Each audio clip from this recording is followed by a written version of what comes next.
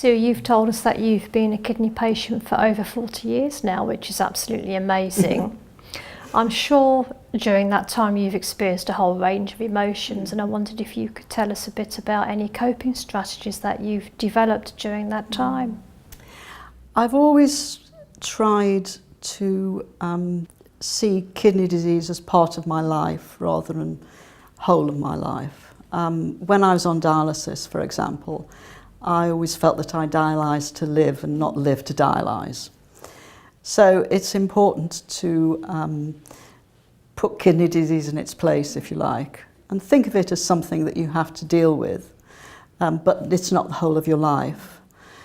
I also think it's important to be kind to yourself, to try and do things you enjoy every day if possible.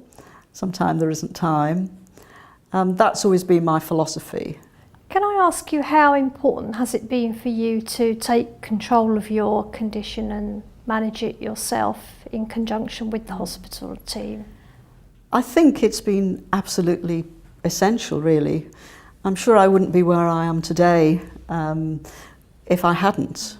And I think it's always been, I've always felt safe in that knowledge that the kidney team is there to support me if I need it. We have a huge team here in the renal units, as you know. So we have social workers, psychologists, dietitians, pharmacists, physios, occupational therapists, as well as all the doctors and nurses. Can you just tell me a bit about how you feel you've worked in partnership with those people? Well, looking back 40 years, I do remember having a long chat with the dietitian and talking with her what I liked to eat and what I didn't like to eat, and she was able to help me deal with the kidney diet.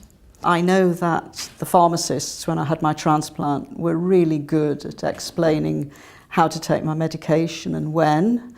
I'm sure I've still got their notes somewhere through all these years.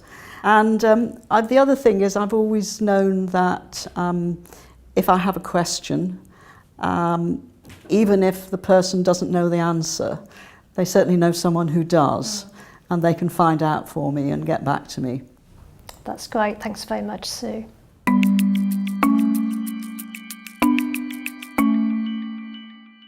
Hi, my name's Amy and I work as a clinical psychologist in the renal unit. My role in the team is to support people to manage the psychological impact of living with a long-term condition, such as kidney failure. It can be really normal to experience a wide range of emotions when you're faced with living with a long-term condition, and this can affect how you feel, but also your family and carers. And deciding on what treatment you might choose can be challenging. Some people might feel low or worried, uncertain about what the future might hold for them, especially if they have to choose a treatment that might change the way that they live their life. Hello, I'm Pauline. I'm a renal social worker at Guy's and St Thomas's Hospital. Part of my role is to empower patients, advise and support them with discharge planning, financial and housing issues. I work closely with social services, and together we can assist you to access the support you need. This morning I went on the ward, and as soon as I saw one of the patients, he was saying, "Oh, thank God you're here." So I think they really appreciate us being here.